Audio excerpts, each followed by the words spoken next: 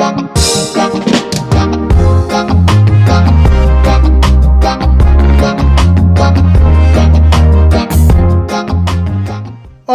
everybody, Hawaiians out there, both near and far, and all of you in between. What's up? Hey, how's it going everybody? My name is Kalei2K, and thank you for joining me in for another installment, another episode of my podcast, A Hawaiian. Basically, it's my own personal podcast where I talk about basically what I think, my opinions, my life living here off the islands, living in the mainland USA, living out here in Utah. So sharing that with everybody and kind of just giving my perspective on life. So I hope you guys are enjoying it. Thank you if you guys are returning back to this episode from viewing my other two. I just started this, so hopefully, I'm going to stay consistent and just, like I said, share my personal experiences, share my opinions. And hopefully it'll bring some joy and some enlightenment to other people who may be going through the same thing, or who may just need something uplifting, something a little bit more positive to talk about. So let me just raise this mic a little bit. Anyway, let's get right to it. Okay, so thank you guys for coming back. First off, before I actually get into my segments and whatnot, what I want to share today, I just wanted to send out prayers, send out positive energy, send out positive vibe, goodness, aloha, love to and care and protection to all of those who are going through the tsunami attack not tsunami attack, but the tsunami situation going on out in Tonga. For those of you who listen to this, if you don't know, there has been a tsunami warning for Tonga. A volcano erupted. It caused a tsunami, and lots of the islands out there got hit. We had a friend that their family is from Fiji, and one of the Fijian islands, they got hit with that as well. They said they could actually feel and hear the noise of the volcano. So our prayers go out to all our friends and family out there. Polynesia, you guys, hope all is well. I have a lot of Tongan friends. I hope you guys are safe as well. So God bless them. God keep them safe, and God protect their families. So first things first, I just want to send that out to them. God bless them. All right. So for this episode, I've been trying to think of like how to, since I've only done about 2 episodes. So I've been trying to think of how I can be more formatted, how I can be more organized, because I feel like the last 2 episodes, I kind of had some sort of a format, but I was kind of just all over the place at the same time. So wanted to give a simple layout of what's going to take place from here moving forward. There's going to be 3 segments. The first one is going to be my mana'o moment, kind of just stuff that I saw in my own personal life, things that I want to share, things I want to talk about. Maybe some sort of inspirational moment that I had throughout my weeks or whatever. Then the next will be called It's News to Me. And that segment, I like to just do random news. Not necessarily celebrity news, because a lot of podcasts do that. More so news that's like intriguing to me. Stuff that I like to, that I think is weird, obnoxious, odd. Something that you probably would never hear of. But yeah. So that I want to bring that forward. And then last part is going to be from my thought bucket. Basically, I have this little plastic M&M jar that I put random thoughts that I have in my head, put them on a piece of paper and throw them in here. So that's that. So let's get started right now. Okay, so today's mana'o moment. Today's mana'o moment starts off like this. I need to apologize for my last episode. And the main reason why I'm apologizing is because I messed up on one of the news articles that I had read was about the pitch black home. Yes, it is pitch black. It's dark, all that stuff. The problem I messed up on was saying that it was Groot's house. I meant to say Gru. So if you knew what I was talking about, I'm small kind Portuguese. I mess up here and there. I fumble a lot, but you understood I was trying to say Gru. Okay, Gru from Despicable Me. Not Groot, the Guardians of the Galaxy, a superhero Groot from the Marvel Universe. I'm talking Gru. So, and I was so funny because I was like so stoked to get this podcast thing going, so stoked to put my video out there on YouTube and get my thing onto Spotify and let people listen to it. And as I'm listening to the playback, all I hear is, oh, Groot's house this, Groot house this, Groot house that. I was like, idiot. So yeah, there's a bunch of people like me, small kind low Hawaiians out there, but that's just how I am. I kind of just go with the flow, and sometimes I bounce off the wall a little bit, but that's just my life. That's just how my brain works. My brain thinks like that. But I just wanted to apologize first off for saying it more than once and not catching myself during that entire process that I was trying to explain to you guys that, oh, baby, it should be the Gru house. It'll be great, to put up attractions. And I still do believe that. Like, so if this, however, podcast gets out to Illinois somewhere and you guys pick up on it, just take it. Just go and maybe think about it. Or if you already bought the house, if you guys own the house and you're happy to be listening to it, you could turn it into an attraction. Just saying. So my apologies on that. The next thing I wanted to say was talking about the snow. Okay, so it's still kind of snowing outside. It kind of comes off and on here in Utah. But anyways, I wanted to address one of the biggest things that I've seen when the snow hit. Okay, so in Utah we have snowstorms. They come, they go, they come, they go, and of course during the winter time, it's like that. So one of these days, I'm driving on the road trying to get to work. Of course, I'm taking my time because there's a bunch of snow everywhere.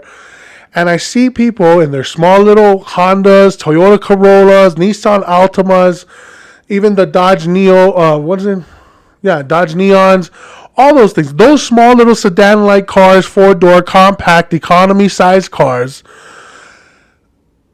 I have an issue with you guys, okay? And I drove a small Honda Civic for a long time. But here's my issue. When it comes to the snow, if you have any snow on the top of your car and you're driving on the freeway and you own a sedan, you are a piece of crap. Okay, this is why I'm telling you this, because you've probably driven in the snow multiple times. If you haven't, somebody should have taught you how to do this. Clean the top of your roof, okay? If you are 6 feet tall and your car is 5.5 feet tall, you should be able to see over your car and be able to sweep that snow off. Because when you drive on the freeway and it ends up flying off of the roof of your car and hitting the car behind you, it's causing not only irritation, it's like a bad rash. It causes irritation. There's flare-ups. There's emotional stress. There's panic. There's anxiety. There's pressure to like not get into an accident. So the reason why I'm saying this is because I saw a bunch of this happen. Okay, I'm literally on the freeway going underneath the speed limit, underneath the speed limit, about 60, 65, because my car is a CRV. It's a tin can. I'm grateful to have this tin can. Don't get me wrong. I am so grateful to have a vehicle that works. But driving to work, these people who have these economy compact cars, snow just flying right off of it. Yes, they had time to brush off their windows, shave the ice off the side of the windows and the side view mirrors. But bro, come on. Okay, just brush it off. It'll take you 3 sweeps. Grab a broom, push it off 3 times. That's it. But when you drive on the freeway, that stuff is flying into people's cars. People are trying not to get into an accident, especially with the snow, and it's causing more of like a foggy haze out there without you being inconsiderate for everybody else. Now we have this danger coming. I've seen people who have lifted trucks, who have a foot of snow in the back bed, who have no snow on the roof. So if those people can do it, you guys can do it, okay? Don't be a jerk out there. Be safe. Be comfortable. Because I don't know if you guys noticed this, but if you are like me, you're a transplant to the mainland, you lived on the islands for so long, we didn't have snow. We didn't have that crap. We had rain, and whenever it would rain, you learn to just kind of slow down, right? Here in Utah, for some reason, a lot of the drivers out here think it's okay to just keep driving the speed limit, whether it's slick from the rain or foggy from the snow, whatever it may be, they're free to just drive the way they want to drive. and they have no regard for anybody else. They'll weave in. I've seen guys weave in and out. So if you guys are mad at me and you guys are from Utah, you know exactly what I'm talking about. And if this is you, please just take this as a precaution. I don't want you to lose your life. I don't want you to get into an accident, possibly, injure or hurt or accidentally kill somebody else on the road because you're being inconsiderate. So this is a message out to you, a warning, a heads up, a caution sign saying, slow the hell down, okay? I get it. Everybody's still got to go to work. It's snowing out there. The snow doesn't stop us out here, okay? I still got to go to work, and I'm from an island. I'm not used to driving in the snow. Just like I was taught when I drive in the rain, go under the speed limit. Who gives a damn? Okay, if my boss is going to get mad at me for coming late when it's snowing, then that's on him. I don't need to show up on time. I'd rather be there. Like I say all the time, like with my wife, I tell her, as long as you're safe, I'm fine. That's all I care about. Same thing with that situation. If my boss is going to get mad because I'm late, then I don't need to work for him anymore. I know there's some other boss out there that wouldn't mind having me as a worker, who wouldn't mind me just being there and being safe. But thankfully, I do have a boss that is nice like that and is considerate and thinks about other people. So my message is to you out there who are speeding during the snow, during heavy rain, whenever Utah gets heavy rain, just take it easy, yo. Get there safe and go home. That's all anybody wants. Everybody wants to go home. I just want to be able to get to work, make my money, bring that paycheck home, and come home to my family at the end of the day. That's all I want to do. I don't want to get into an accident. I don't want somebody to bump into me and cause an accident with me. So overall, just take it easy, guys, okay? You'll get there when you get there. I'd rather, and I guarantee if you ever ask your family, would you rather I get there first or get there alive? More than likely, they'd rather you just be alive. Okay, and if they want you to get there first and don't care if you die, you can't get there first if you're dead. Let's just put it there. Like, you can't be the first one there early at work if you're dead. Okay, so just take your time, get there safe, and everything will be all right, okay? The other thing I wanted to talk about, speaking of accidents, speaking of crazy drivers, and speaking of the snow, this recently happened to me. I actually got into a small little accident when I was not moving. Okay, so I'm sitting at this stop sign. The ground is covered with a very, very thin layer of snow, thin enough where you can slide. So there's just enough snow on it, so if you hit your brakes, you can still slide, and you can kind of like keep, from going a little too fast or whatever, and not slowing down, not pressing on your brakes like hundreds and hundreds of feet before the stop sign, right? So anyways, I come to my stop. I'm not sliding. I'm not moving. I'm waiting to make my turn. And of course, I'm waiting because there's other cars coming down this hill, and they're trying to, some are going fast, some are trying to take their time.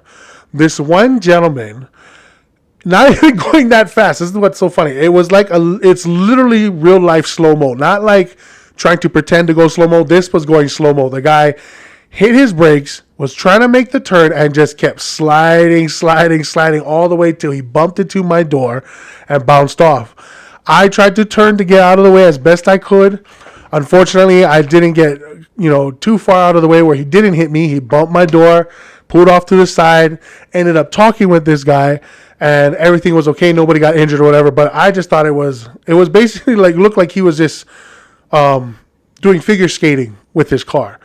Okay, he did some figure skating maneuver, did a triple axel, landed it, bumped into me, and moved on. But in that moment, I kind of had my anxiety going up. It's like, because I've never been in an accident where I didn't cause the problem. Okay, I've been in accidents where I was the problem, so I just confess. I tell them the truth. I tell them what happened, and thankfully this gentleman was nice enough to kind of converse with me, and thank you to my wife for staying on the phone with me because my anxiety was high. I needed somebody to just talk to me and keep me calm while this was going on, and everything settled out, so nobody got injured. Everything was okay, but so yeah, I'm letting you know that's how life is out here, and being from the islands, not being used to this. If this is your first time ever being in snow, take it easy, take it slow, take your time, just relax a little bit, okay? Ease off the brakes, stop a little bit, further away than you usually do. Don't chase after the yellow light, because you don't want to hit the red light and hit your brakes and you end up sliding and going into the wall, because. And the reason why I say go slow too is because I've seen where people have actually passed me on the freeway, looking at me like I'm just eating their dust, basically, but I'm taking my time, like I said. I've seen people fly past me, and when I go further down the road, guess where they're at? All four up on the median, stuck. Ambulance comes, fire department comes, everybody comes and shows up, and just, that is what it is. So like I'm saying, be careful out there, be safe, drive carefully, just get home to your families, guys, okay? And I'm thankful that my accident didn't really cost too much money, so that's good. Oh, excuse me. All right, next up on my mana'o moment, let's see. Okay, so so recently over the holidays, my niece came to visit us, and she introduced me to her boyfriend. Not in person, he wasn't here, but like on FaceTime or whatever, right? So I'm like, okay, let me check this guy. And she's telling him, hey, so and so, this is my uncle, my funny uncle that I love, my Uncle Calais. Here he is. I'm looking at him like, it kind of threw me off guard, so I wasn't ready. I wasn't in the, what's up? What you looking at? I wasn't in that stance. I wasn't in that mode. But the thing I told her out of a joke, because she had asked us previously, like, oh, would it be okay if he came to visit us? What would you do? Basically, Uncle, what would you do if my boyfriend wanted to visit us, and wanted to stay here at the house? I said, to be honest, he ain't staying by you guys, okay? If anything, he's going to sleep with me. And Uncle sleeps with no shirt on. I've got a pretty hairy chest. I'm a pretty big dude, and I snore at night. So, so he'll be cuddled up next to me, and I'm a cuddler. I like to hold. I like to spoon. But no, just kidding. Just as a joke, people. So don't get it messed up. It's not like I'm trying to molest this kid. It's just for fun. It's just funny. But with that being said, like, I would do whatever I could to make sure my niece is protected. Make sure this boy is comfortable as well. Let them enjoy each other's company, because that's what it's about. That's what this young love stage is. Okay, but also be precautious because it's young love. You know what I mean? So, anyways, when that happened, I started to think to myself, what would I do when my daughters have boyfriends? And it hit me in a way where I was like, holy crap, I don't know what I would do. I honestly don't know what I would do. Would I be intimidating? Would I want to fight these guys? Of course, my initial reaction would be like, no boyfriends for you. No, daddy's your only love until you get out of my house, until you can afford a place for you to stay on your own without daddy or mommy helping you. You cannot have a boyfriend. But that's just me talking. But in reality, I think what I would do is I want to get to know this person. I'd probably ask the real neighborhood kids who know this guy, because I wouldn't take this person straight up. Like, I wouldn't take my daughter's boyfriend straight up and be like, okay, because I'm a boy. Okay, I used to be a young boy too. I used to put on this facade, make everything nice. But with over the years, my wife's family got to know me, got to know how I am, my triggers, my good and my bad side, so part of me wants to get ahead of that game. So I would suggest for my kids, I would say, I would probably ask the neighborhood kids, hey, who is Johnny, whatever his name is, Johnny. So is Johnny, we'll just call him Johnny at this point. Is Johnny, is he a good guy? Like, how does he treat people? Is he a bully in school? If he's a bully in school, then I got an issue with that. I got to make sure we stop that right away, because bullying is not okay, whether it's cyberbullying or in-person bullying. It's not okay, whatever you say. But yeah, is he a bully? Is he a good guy? Is he respectful? Like, when you guys see him about, or do you think he's just putting on a face, putting on a kabuki mask and just going out with it, right? Because 90% of men are like that. I'm just going to put it out there. 90% of men are going to be like that. I was like that. But I'm still a good person. Overall, I believe I'm still a good person, because my wife still is with me. So thank you, Jesus. So yeah, I would want to find that out. And then I started thinking about, what would I do to be like I want to be intimidating, but I don't want to be like a prick, if that makes any sense. Like, I don't want to be a jerk. I don't want to be an asshole. I want to be, intimidating enough where there's some sort of fear in him. I got to put a little bit of fear in him. Every guy has to have a little fear in him. Every boyfriend has to have a little fear in them of the father, So that's my perspective. So when my daughters do have a boyfriend, I'm gonna put a little bit of fear in them, and this is how I'm gonna do it. Okay, so now I know a lot of guys, a lot of dads are like, oh, I'll just bring out my shotgun, clean it out. I'll just be butchering something. That'd actually be pretty scary. Just butchering an animal right in front of them. All this stuff. I'll show him my Crocodile Dundee knife, my machete, my, you know what I mean? Like this 12-inch blade. I'll show him all of that, all the stuff that I kill, all this stuff. Try to intimidate him, right? But here's my suggestion, okay? This is probably what I'm going to do. I'm going to buy a broken Honda Civic hatchback and gut it all out. It'll only have the frame. There's no engine, no speakers, no seats, no nothing. And I'm going to tint the windows pitch black and just let this car sit in my garage. Then there's going to be a pen underneath the car. So when my daughter comes over and brings Johnny and says, hey, Dad, this is Johnny. Hey, Johnny, what's up? You can call me Mr. K. My name is Mr. Calais. You can call me Mr. Calais. How you doing? What's up, bro? And he'll be looking at me. Oh, hey, sir. Hi, how are you doing? How you doing, sir? I think my daughters might actually date a white guy. I would rather them date a Hawaiian if possible. So, if there's any Hawaiians out there who, 20 years from now, who would like to date my daughter, let me know. Anyway, so Johnny would come up to me and be like, hi, Mr. K. I'm doing good. My name's Johnny. How are you? And I'll be like, hey, Johnny, what's up? Baby girl, can you do me a favor real quick? Johnny, step out of the way. And I'll come right into the front of the car, bend down, pick this car up, deadlift it where the tires are off the ground. Then I'll tell my daughter, baby girl, go down there and grab my pen for me, please. Okay, Dad. And of course, she'll just go down there and grab it. There. I'll drop the car, grab the pen, and put it in my bucket of pens that I already have like 30 pens in this bucket. The reason why is because I wouldn't need to get that pen off the ground because I already have a bucket of 30 pens in there. But to put that pen back and keep it organized, that's the whole perspective. Like, oh my gosh. So that I think would intimidate this Johnny boy. I could just see him going, oh my gosh, he just picked up a car. So because honestly, that is a major fear factor, okay? Guns, yes, anybody can buy guns, anybody can buy knives, anybody can buy bow and arrows. Anybody can catch an animal and slaughter it and, butcher it and skin it and stuff. And I get it, but not everybody can pick up a car. Like I said, I know there's a world's strongest man. His name is Thor Bjornsson is one. Brian Shaw is one of the main ones that I really enjoy watching. Robert Oberst is another one. Eddie Hall, I don't know if he's still competing, but he was one of the world's strongest men from England. But anyways, those guys to pick up a car would just scare the hell out of me. Like, these guys pick up a car with everything inside of it.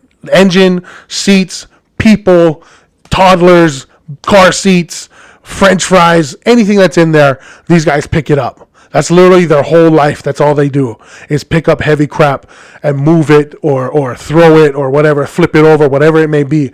These guys do this, okay? Robert Oberst has lifted a Jeep and did shoulder shrugs with it. You know how insane that is? That's crazy, yo. Okay, so if that was to happen, like if I was in Johnny's position and I saw my father-in-law do that, I'd be scared for the rest of my life. I would be terrified, okay? More terrified than I am of my wife. No, I'm just playing. She's a lovely lady, but I would be so terrified because that's a small percentage of men in the world that can actually do that type of athletic feat. Okay, that's not normal. That's not, hey, hey, Bobby, yeah, can you come over here and help me? Can you pick this car up for me real quick? Yeah, sure, no problem. Bobby, the food stalker is just going to drop cans and pick up a car. No, you find those guys as a percentage. World's strongest men, power lifters, those guys are a percentage of people that live and exist in this world.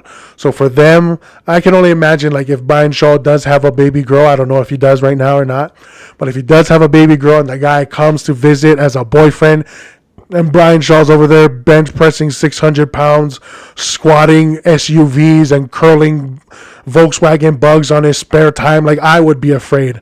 So God bless that child. But yeah, that would be my intimidating factor. That would be how I would intimidate this person. And then I would do it a few more other times too. So like whenever he comes over on like random days, same thing. I'd pick it up. Something else would be underneath there. A piece of paper or an M&M. Oh, can you get that M&M out from underneath the car? Oh my gosh, how strong is your dad? Like, that's going to be the talk of the town. They're going to all know about it. And I don't want my kids to find out. They're not going to know that this car has nothing inside. Probably they're going to try and sneak in and see what's going on. But other than that, that would be my intimidating factor. So let me know what you guys think. What would yours be? Comment in my... go ahead and comment inside underneath the YouTube clip, or if you're listening to it on Spotify, which I'm on right now, thank you Spotify for letting me put this podcast out there. But if you're on Spotify and you're listening to it, just go to my Instagram, Calais_2K.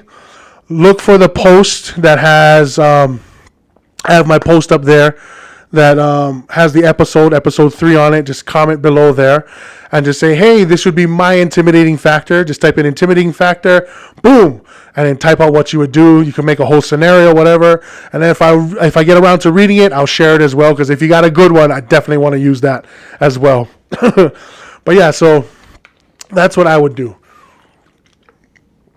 Okie dokie. Jeez Louise. So glad I take these notes. Okay. So, speaking of relationships, something I wanted to talk about was, I think I got hit on by 2 gay guys about a week or so ago. Yeah. And this have you guys ever gotten hit on by gay guys, and how do you know? But this is kind of just how I feel. It's my opinion. I'm not going to name names. I'm not going to name jobs, whatever it may be. I'm just going to give you the scenario. I'm going to give you the scene. I'm going to tell you what happened. And you guys tell me in my comments, like I said, in the comments, let me know what you guys think. Do you think they might have been gay? I could just be over exaggerating this, but this is kind of how I feel. And I honestly don't know if they're gay or not. I'm just saying that they could be, and that's cool.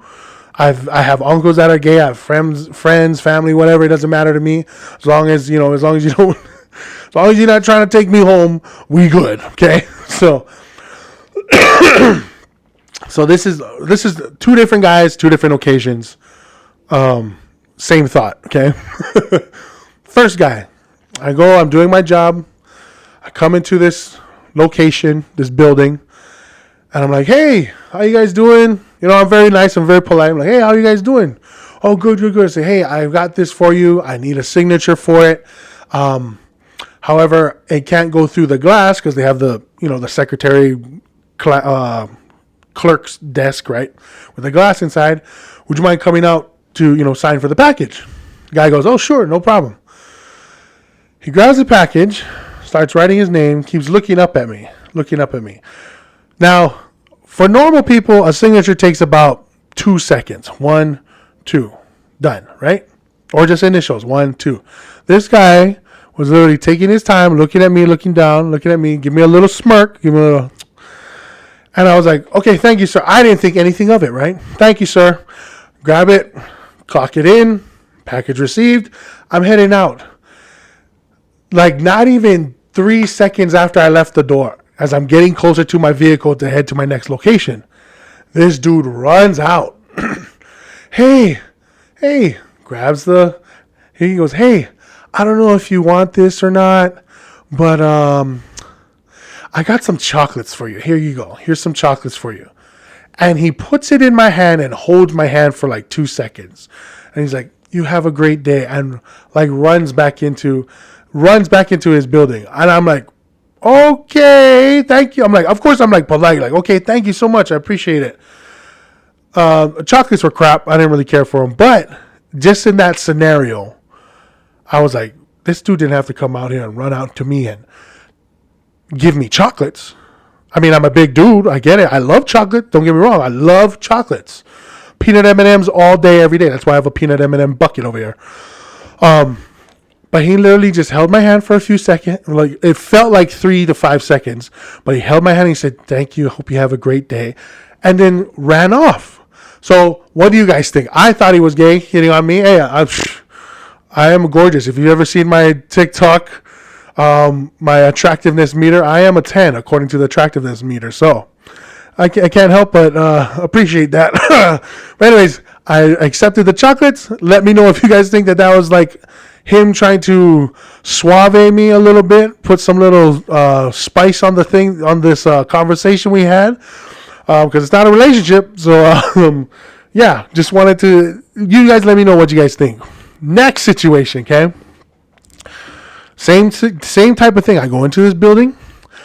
I talk to this gentleman. This guy's like 6'5", tall. He's got long hair. I don't know him personally. I don't know his name at all. But he's like, hey, how are you? I say, hey, what's going on, man? I'm just dropping off my package. Not my package. I'm dropping off a package for you. And he's like, oh, okay, where is it? I said, oh, it's in the back door. He's like, oh, the back door. All right. So I'm like, okay. And it didn't hit me. At that moment, it didn't hit me. It's hitting me now because I'm replaying it in my head. And I said, oh, no, it's at the back door. He's like, oh, right on, the back door. Thanks. And I said, oh, but I do need a signature. He's like, oh, you want me to write for you? I was like, yeah, please, if you don't mind, you can just put your initials and then I'll just, sign it, type it in, basically say that you got the package.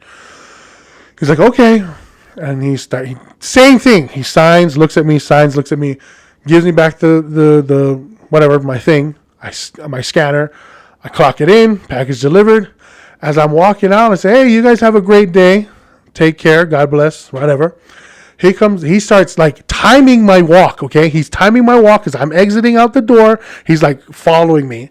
And he leans over the counter and says, hey, what are you doing right now? And I'm like, oh, I just got to go to work. It's kind of busy. Me, not thinking about what the hell he's asking me.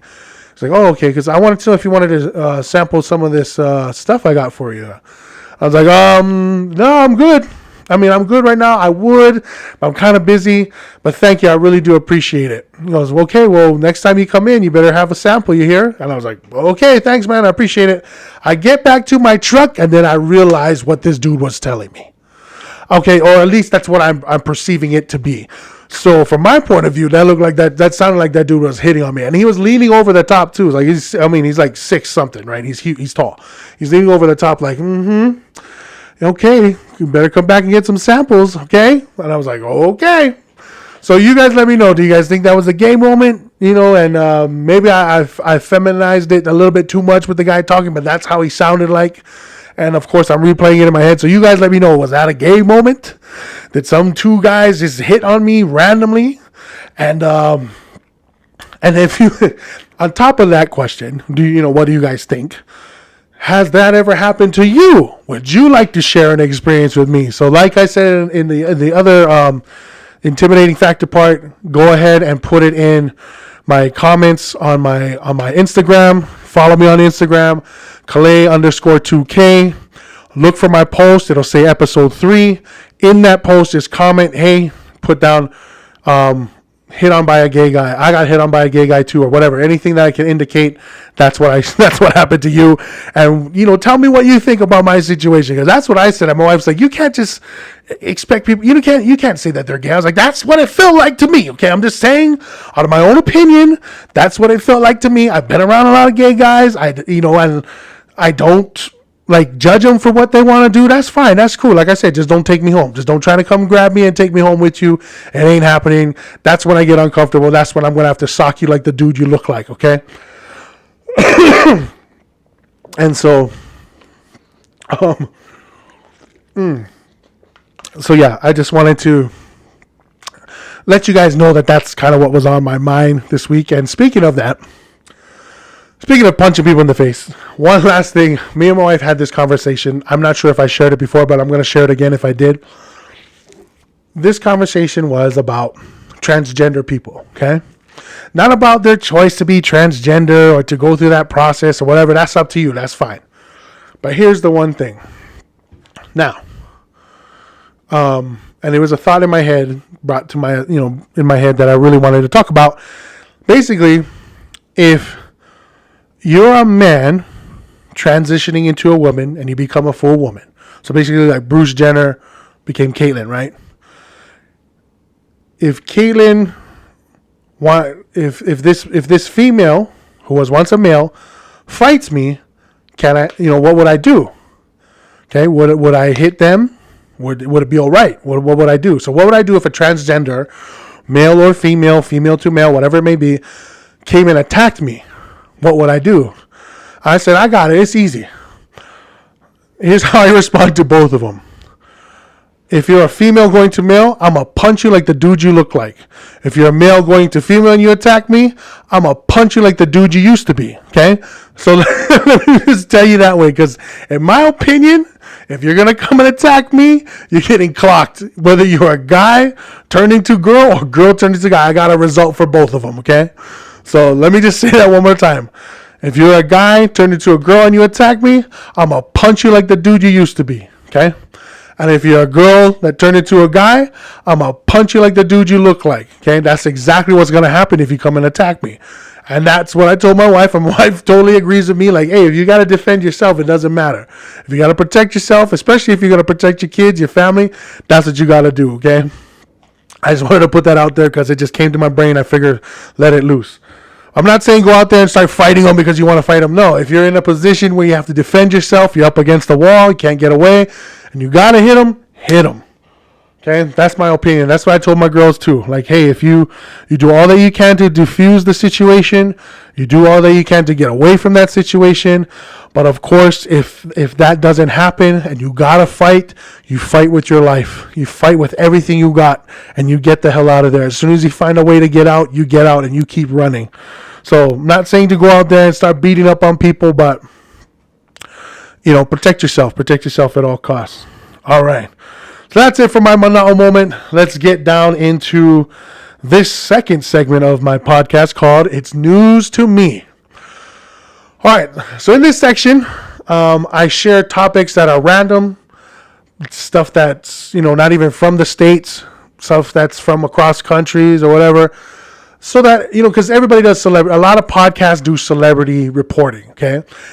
And they give their opinions on celebrity issues and whatnot. I try to stay away from that. Once in a while, that might pop up here and there. But for the most part, I want to just share what I think is enlightening, intriguing to me, and stuff that's kind of maybe people have never heard of before, okay? So here we go. So it's news to me. The first thing I wanted to talk about was McDonald's, okay? There's a China McDonald's, well, actually 2 locations in China, where these McDonald's companies have exercise bikes in them, okay?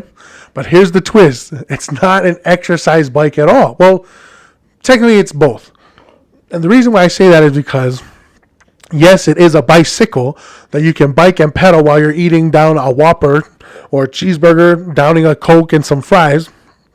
But the main thing behind that is that it's actually an electric bike that charges and powers phones, laptops. It's like a stationary, basically it's a stationary bike with a charger attached to it so that you can do work while you're eating, while you're sitting, exercising. And when I heard this and I started reading through it, let's just see here. So the McDonald's China said that the bike seats are part of the company's Upcycle for Good initiative, which aims to promote sustainability. The exercise bikes generate electricity that customers can use to charge their cell phones and other devices. And it also serves as a means for helping customers stay healthier while eating unhealthy food, right? So McDonald's, at least the ones in China from the 2 stores, is trying to collect data and maybe put the exercise bike program into more expanding cities, to expand them out into more cities, which I think is a great idea. And if you're out there, Bring that crap here to the U.S., okay? We could use it, okay? In fact, set a couple up in Hawaii. We'll start the test there, because nothing's better than trying to start your New Year's resolution by exercising on an exercise bike and eating McDonald's at the same time. It's a great way to start your resolution, because you don't want to necessarily change a lot of the food habits you have right away, but you kind of want to start exercising. So this is a great idea to put that together. And plus, people in Hawaii, look, I didn't come to Utah and then became 300 pounds. I was 300 pounds prior to moving to Utah, and then now living in Utah, I gained about 30 pounds since I've been here. But overall, it's been that way for my whole life. So if you can install a couple of those bad boys, you'll have people there all the time, guaranteed. Kids will be on it. They'll be able to plug in, even if you just had kids there, to plug in their phones and to watch their tablets and stuff. Why not? I would do it. Shoot. If I had one here, I'd probably be using it to charge my phone, probably charge up this whole podcast scenario going on. And speaking of, I remember this guy. Hold on. What's his name? There is somebody that I heard of not long ago, but shoot. Many years ago, where he actually was, what's it called? He actually is a billionaire who wanted to install these type of bicycles in people's homes. I just got to figure out who it was. Billionaire. Okay, let's see. Okay, yes. Okay, so this gentleman is a billionaire. Forgive me if I'm saying his name wrong, but his name is Manoj Bhargava, who is actually the person who made the 5-hour energy shots, right? The 5-hour energy guy, this is him. So he came up with this electric generating cycle. So he says that this stationary bike generates power. The pedaling turns a flywheel, which spins a generator that charges the attached battery. Let's see. Oh, nice. When was this report made? Of course they don't say it in the beginning. Oh, okay. So it's already been made. This is posted in 2015. So this bike has already been made available, I guess, to purchase. Just don't know where to buy it at. But anyways, let's see. So he says that this small little, he said the reason why he's making this is to benefit everybody, basically benefit humanity, try and go green, help those countries that don't really have electricity or all these basic things that we take for granted, like this light that we have, the phone, being able to do this podcast. All this stuff runs on electricity, and this basic essential thing that we take for granted a lot of times, a lot of other countries don't have it. So here's what he says: that these kinds of products are especially useful for the 1.3 billion people around the world who do not have access to electricity. He also donates a lot of his fortune to help the less fortunate. Let's see.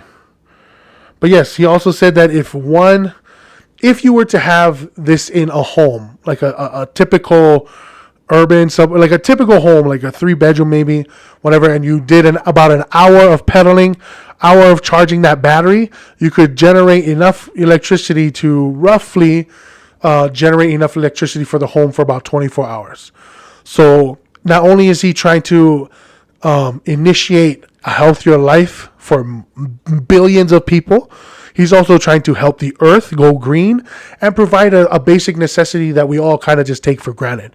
So, like, to be honest, if I had that in my home, I think it would give me more of a purpose as to why I need to work out. Besides just losing weight, getting to shape, trying to live healthy, all that stuff is good, but it's the mindset that I have. Like, the reason why I go to work is so that I can provide for my family, so that I have money to take care of them, buy my kids things, have a roof over our head. There's a purpose behind what I do. And it's not just for me. Like, if I could sleep all day and do what I wanted to do all day and make money that way, I would do that. I would just be like, okay, time to go to sleep. I wouldn't get out of bed because I have no purpose to get out of bed if I'm making money already, right? So with this initiative that he's trying to push forward, which I congratulate him. I give him a round of applause for doing this, for coming up with this idea. I would wake up and be like, okay, now I'm not going to do 1 hour. I'm going to do 2 hours every day. I'm going to bike for 2 hours every day. And it's a stationary bike. It looks like you sit back in like a reclined pedaling position, almost like you're doing like a machine leg press position. You're kind of like flat on your back, but you pedal. And so it generates that. Of course, it generates the battery, and you can, power whatever you need to power. So in my head, I'm like, okay, how can we boost that? How can we make it stronger? How can we make it better? And I know right now Elon Musk has all these little factories that he's trying to, with his green initiative to provide electricity for the whole world. He's trying to make it bigger and more vast than anything else.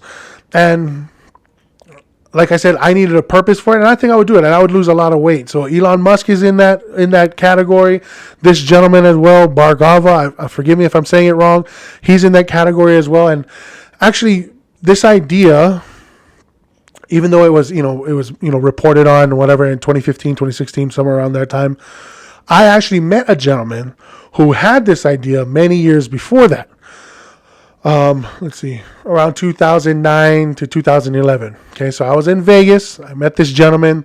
We ended up talking, and he wanted to share something with me, right? So he's like, okay, hey, come and check this out. I want to show you something. So take me to an empty room in the back of his house. He's like, look, and all I see is a broken bike, okay, because my eyes don't understand what I'm looking at. So I'm looking down at this thing. I'm like, okay, what is this? He goes, this bike generates electricity, and I can store it in this battery. And this battery, along with these other batteries that I'm going to charge, can produce enough energy to provide electricity for my household in case an accident occurs, in case an earthquake comes, in case somebody hits the transformer outside and my power goes out. And I'm like, wow, that's crazy. And he showed me, he's like, yeah, so you just sit here, you pedal. And, the longer I pedal, the more I charge. But I do a little bit here and there each and every day, and it seems to be working out fine for me. He said he lost 50 pounds at that time. So I'm like, wow, bro, good for you. And he said the same thing. He said, I have to have a purpose to work out. I have to have a purpose as to why I'm doing things. Like he said, I go to work, just like me. I go to work. He goes to work to provide for his family. He comes home and doesn't want to do anything. He just wants to be at home and be a dad and spend time with his kids. And he said he was doing that, but he was gaining so much weight. So then his brain said, why don't you do something to have a purpose for you exercising besides living healthy and, trying to do that. He needed another motivator. So when he came up with the idea to make an electric box or something like that to provide for his family, that's what he did. And he's been on that for, up until that time was about 6 or 7 months, lost that much weight, and was just kept going. He said, I enjoy it. I when I get tired, I use that as my motivation to push me. So I'm like, wow, bro, I give you a round of applause too, man, because that is tough. That is hard, but he has a purpose for it. And I think it's a great, great idea. One of the coolest things that I saw, because I lived in apartments my whole life, pretty much. Moved to the Big Island, and we finally had a home from Hawaiian Homes. But I never had to experience a power outage, I don't believe, in my life. There was one when I was attending high school that happened when I was there, but on the island of Oahu. But also, I experienced the power outage on the Big Island, and it was at my wife's grandparents' house. So of course, all the lights go off. And then all of a sudden the lights come back on. But these are the stationary lights. These are just enough light so that you can see where you're going. Just enough lights to have the lights on in the bathroom, stuff like that. And I didn't know where that generator was because I'd been around the house like 100 times. Never saw a generator in my entire life. I asked my wife, babe, what is that? And I hear this engine going by. It's not my vehicle. It's not her grandma's vehicle. So I'm trying to figure out what the hell's going on. She tells me, oh, it's my pop's. His vehicle, his old truck, he turned into a generator. And I was like, what? He's like, yeah, he turned it into a generator. So he turns it on. Whenever the power goes out, he turns the generator on, and that powers the house. I'm like, this is crazy. He literally had an old, I believe it's a Ford, an old, probably like 80 Ford, 80-something, 1980-something Ford. And he would lift the hood up, do whatever he did, turn it on, and that bad boy would generate electricity for the house. So, and he also learned how to do solar, so a lot of solar stuff came into play as well. But in my perspective, that is awesome.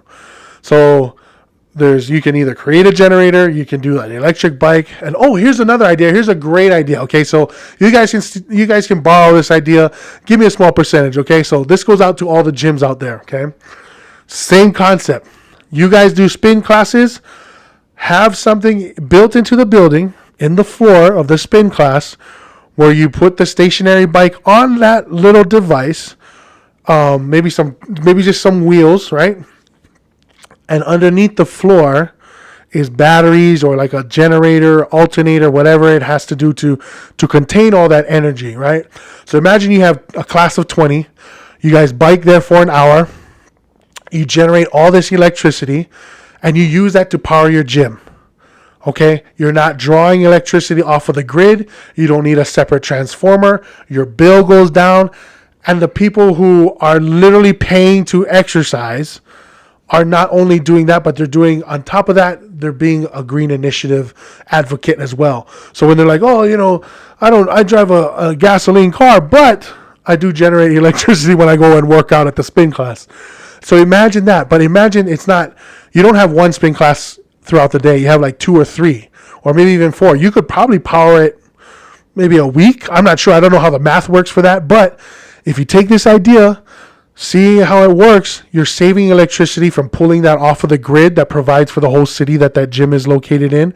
You're able to give a healthier lifestyle to other people. And maybe the guys in the gym are like, hey, we need a couple more guys in here to bike, to produce some electricity to power the gym. Who wants to jump in? And you'll get more people in there to live. And they're already in the gym anyway, so might as well get their cardio in while they're at it. Jump on a stationary bike and go. So, who knows? It's just a suggestion. I think it'd be great if we're able to install one day in our own home, because we're renting here. We can't really put it in here. I wouldn't mind having one. Even if it's not going to power the whole house, or like I'm still on the grid, but I can generate some electricity and store it somehow in case a power outage happens. We haven't had one in Utah, so or if somebody hits a transformer, like I said, we have a backup generator here in the house. That would be amazing. That would be so much fun to kind of do.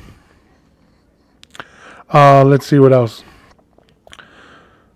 So yeah, there's that. So yeah, just wanted to talk about that real quick. The next thing I wanted to talk about was actually Mark Zuckerberg. Okay. And for all those people in Hawaii, this has been going around on social media. Mark Zuckerberg bought more land, spent about $53 million, owns almost about 700 acres. And this is crazy because there's so much going on right now. So much craziness with that. To me, I take it personal because I miss Hawaii. Hawaii is my home. He bought a lot of land on the island of Kauai. I just want to make sure that the people of Hawaii are taken care of. There's a lot going on out there. My personal opinion is that he needs to stop. Okay, he needs to stop because we're running out of home. We really don't have any home to come home to anymore. Like, honestly, we as a people have to move out.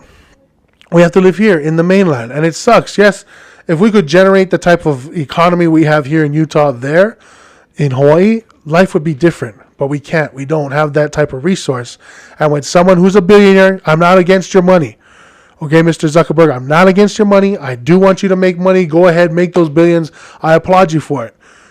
But when you buy land from indigenous people who literally only have islands and you have millions of acres out here, it kind of puts me in a perspective where, okay, this guy's just trying to either buy us out, own the entire island, push us away. This is our home. I don't know what his initiatives are for the coming future as far as what he wants to do with the land. But in the report I read about, they are trying to be conservative about the reservations and whatnot that's around them. They are trying to take precautions as far as, what they want to do with the land. They haven't said anything. Like, in my opinion, if you're going to use that land to create economy or wealth for the people, somehow, some way, then yeah, good. Turn that into something where it can benefit the people. Like if you decide to put more jobs there, yeah, let the people do that too. Give them an opportunity to make that type of money. Give them that opportunity to grow their own personal life, because they, like, what am I trying to say? Life back home is hard. That's what I'm trying to say. And it's hard to make a hard living. I used to work 2 to 3 jobs to provide for my one studio home and to provide for my family. Okay, because I didn't want my wife, to have to go to work. I wanted her to raise our kids, because that's That's what I wanted. That's what we agreed to. And she had a hard time trying to go to work when we had just our one daughter. So I know how the struggle is living there. It's tough. It's hard. Men and women do it all the time. But if there is any way that Mr. Zuckerberg could help the people gain some sort of economical advantage there on the island, then yeah, I'm all for it. But if he's just buying it just to be like, oh, this is just my property. I just have property here that nobody else can have because I bought it out. I don't want to give it to the people. I don't want them coming on here. I want to turn this into just a place for me to just relax. Like, come on, man.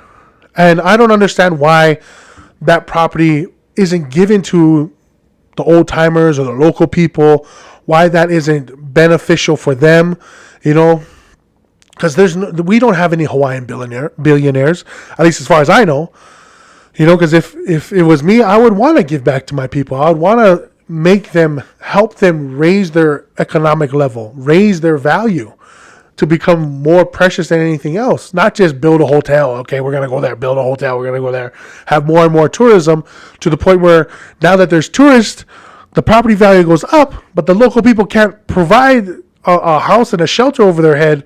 So they got to go broke, go homeless, or they got to move out here. And it's tough. Like, I love it out here. I'm grateful for what it is out here, but it's not Hawaii. It's not home. It's a place to live, but my heart beats Hawaiian. My feet, wherever I walk, is Hawaiian. Wherever land I might be, Hawaii comes with me. But I'm still connected to the islands, and I miss it. So overall, Mr. Zuckerberg, I understand you're making all these billions. I understand you're buying all this land, but please make it beneficial for the local people. You know what I mean? Like, there's nothing more that we hate than a white person to come in and take our land. Okay? There's nothing more than what indigenous people hate, is white people coming in, buying up the land, having deeds to the land, and just pushing the indigenous people out. Native Americans went through that. Hawaiians, we're going through that right now. This is exactly what's happening. There's nothing more that we hate, let me say it again, than white people buying up the lands and pushing us out. There's nothing more that we hate than that, okay? So please, Mr. Zuckerberg, heed my warning, and just not as a threat, but as a heads up, as a forewarning, foreshadowing of things that can happen. You can either make it better for the people, or you can really get shunned by a lot of local people that live there. Okay, so please make the best choice. Please help our people. That's all I'm asking. Turn your good fortune into helping other people, especially us. We need it a lot. Okay. Anyways, not to crap on the Hawaiian people like we're not sufficient enough. We can't handle, but we can. But at the same time, these are lands that we're losing out on. These are hundreds of acres we have no access to because this billionaire bought them all. Okay, so with the struggle that Hawaii is going through already as it is, Mr. Zuckerberg, just help the people. Okay, that's all I'm asking you to do.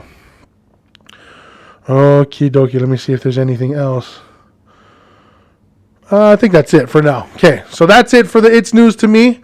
Okay, so now we're going to my thought bucket. Okay.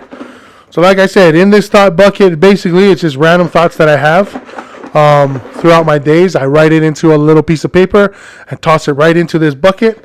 And when it comes to the podcast, I just draw it out like this. Let's see. Okay, so we're going to go dig into this one. Okay, put this down. All right, so this one says, hold on. Says, who you got? Which would you prefer? Basically, who you got is you got to make a choice, right? Which would you prefer?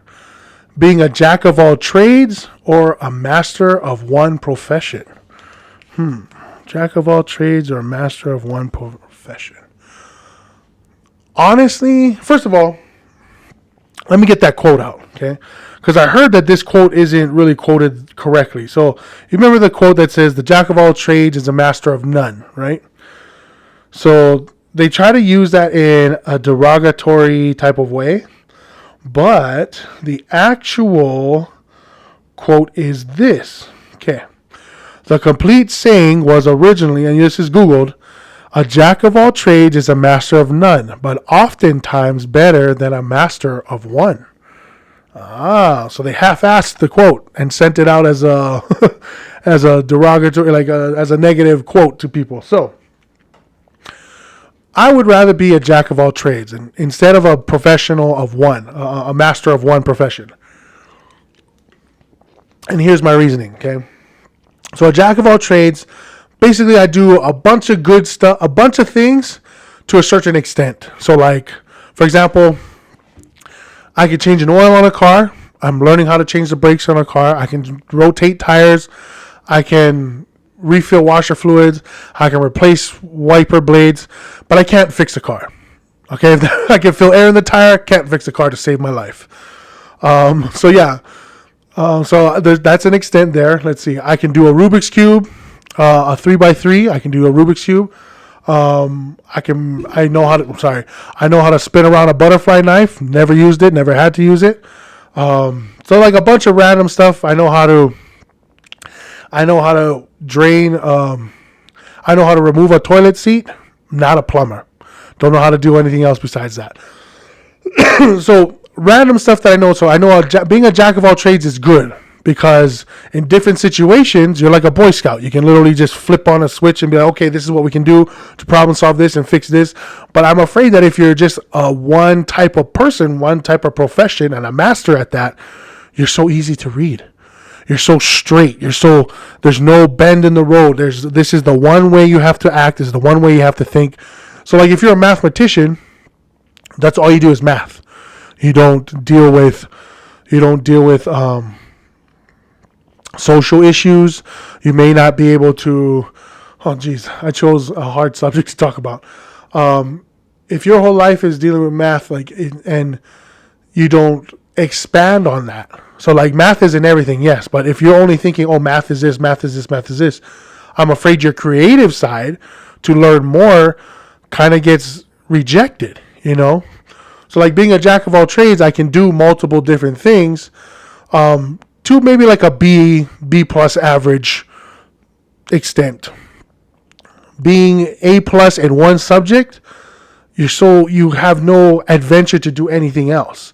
You know what I mean? Like that's literally somebody who only drives straight, doesn't try to take a right to go do something else, doesn't try to take a left to try and do something else. So whatever problems exist in that straight line, that's all you can fix.